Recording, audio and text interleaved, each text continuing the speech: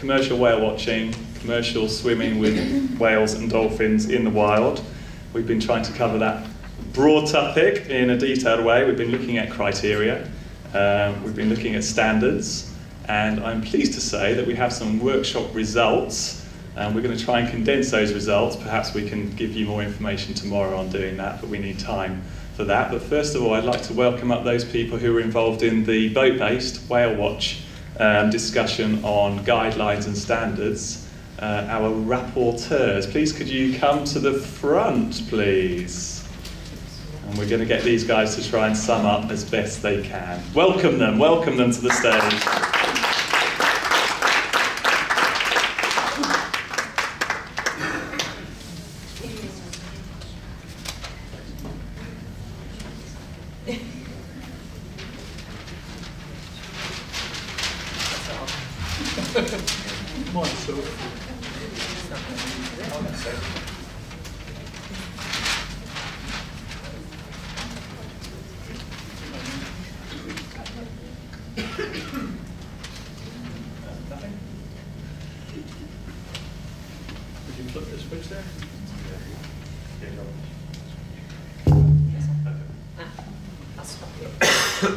Dylan, just hold that for me for 1 second. Sure. I've just brought a small speech with me. I'm going to put on the floor to read because I'm long-sighted. So, thank you. I can hold it for you if you like. So our table was looking at, the heading was guidelines, what do we like? And I think we looked at general guidelines, but I think Dylan especially wanted us to focus on the guidelines set around how close a boat should be getting to the cetaceans in the water. But we looked at it as a general thing, so we think it affects everything. So we thought, what do we like about guidelines? Well, we like that they respect and protect species and the environment, because without the guidelines, you know, what rules do you follow to do that, really? And then we also, it allows that there's measurable standards in place that can be assessed, because if you have a set of guidelines, if you have a set of criteria, there's no value to them unless you measure them. We think it'd be like, well, tell me if I'm wrong, the operators in the audience here, that it actually gives you some support. So you can manage your customer expectations, you can say why it is that you can't get that close to the cetaceans, why it is that you're not allowed to put people in the water, or whatever your guidelines are that you're following. It gives a continuity of approach, so you're not necessarily going to be the only operator doing that and potentially losing essential revenue for your business. If everybody in that area is following the same guidelines, you're all doing the same thing. There's the educational element as well, which we really like about guidelines. So you can use the guidelines to inform the local community, but you can also use it to inform the tourists that come from many other destinations around the world about the particular species that you have in your destination. This helps customers make informed choices, because if they can say, we're looking for somebody who follows these guidelines, if they understand that these are in place, that may help them make an informed choice where they can choose to maybe work with the operator that has the guidelines rather than an operator who doesn't. Really importantly, and this probably ties in a lot with the World Cetacean Alliance and what they want to achieve with the World Heritage Sites, which is that it encourages collaboration of stakeholders. So that, you know, it's not something that somebody can achieve on their own. Everybody in the destination needs to collaborate on this. It needs to be a joint effort if guidelines are to be set up and followed and measured. They can improve standards, and they can be a force because they're measurable. And the biggest thing that came out of it really was that they can improve knowledge in general. So if you're having guidelines, you've got to have them backed by knowledge, by research, by understanding of the species or the activity that you're setting the guidelines for. So it's about improving knowledge about the activities that are happening as well. And that's what we came up with.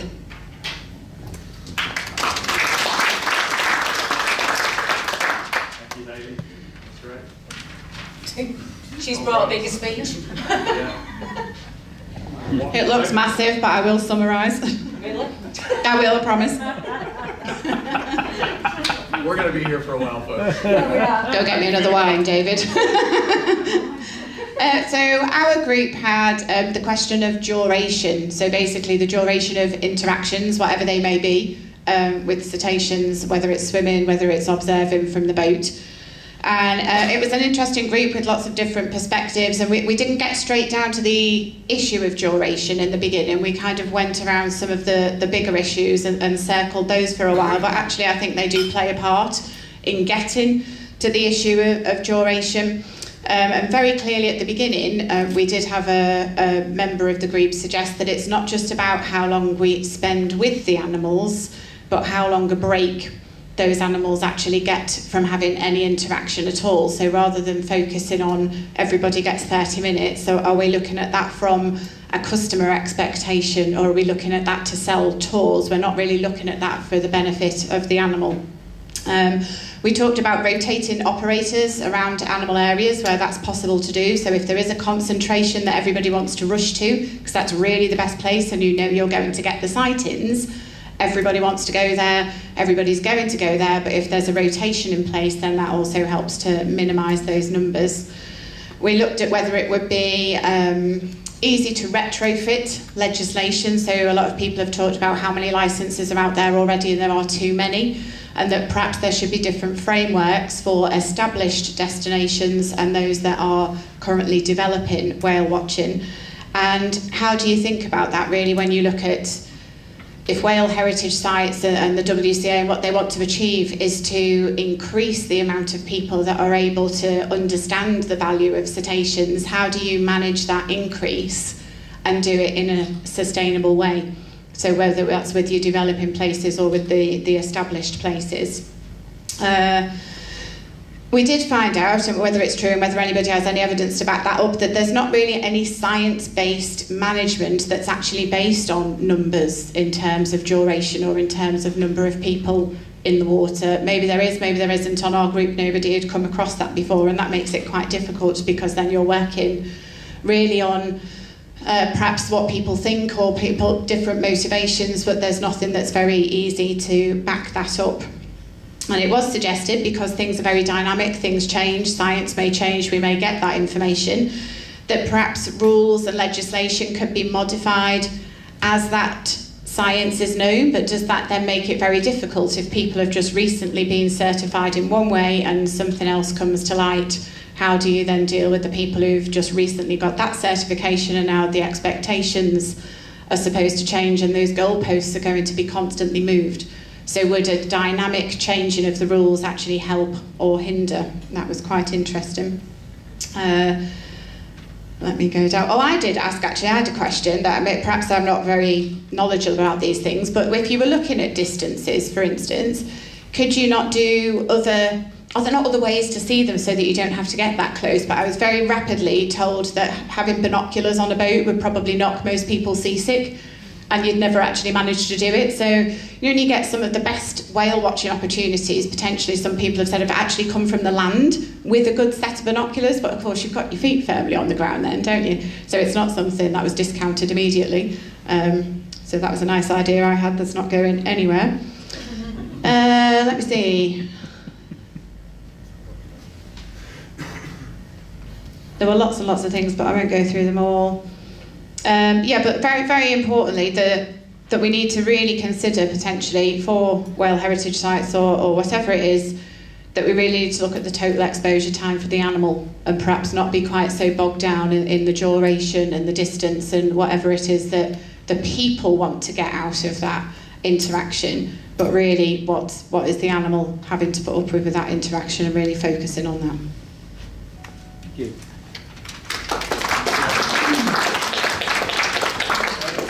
Okay, thank you. So we had, in our group, we had viewpoints on education, training, as it relates to community engagement. And so we kind of bounced around from kind of a more global perspective of this, but then probably more focus on locally here in South Africa. And so, and again, we kind of bounced around. I'm going to try to go through this. We didn't really have a lot of good time to summarize. But anyway, we were focused on equipping local people with knowledge. And the topic came up about dealing with people with diverse backgrounds at different educational levels. So if you're trying to, in the concept of train the trainer, so if you have people who are knowledgeable and are trying to impart the people who will be communicating about that local resource, maybe some of the challenges related to the fact that those people are going to have different backgrounds as well as different educational levels. With that, though, we said we needed to be very cautious and mindful of different cultural beliefs and really putting a lot of emphasis on local knowledge and not coming in as scientists or government and trying to just talk at people, but rather establish a level playing field so that the dialogue is equal and people don't feel slighted or intimidated by the information that's being presented.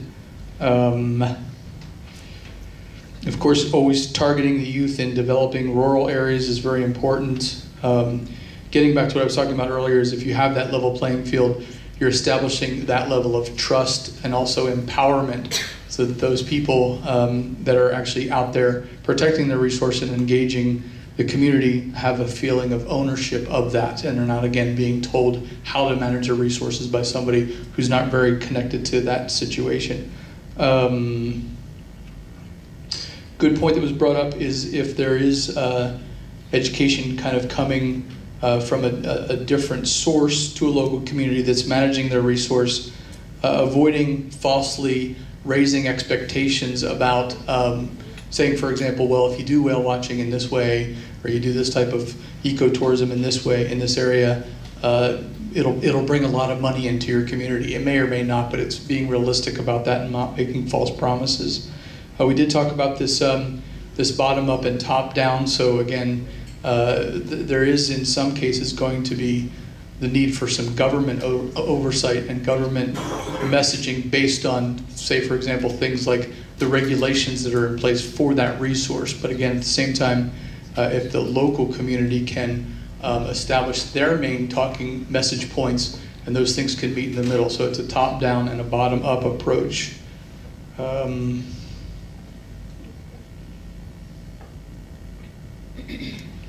Again, yeah, it's all about integration, and it gets back to local knowledge and being respectful of local knowledge. I think I've captured all of it, so I'm going to hand the mic at this time. Thanks, Dave.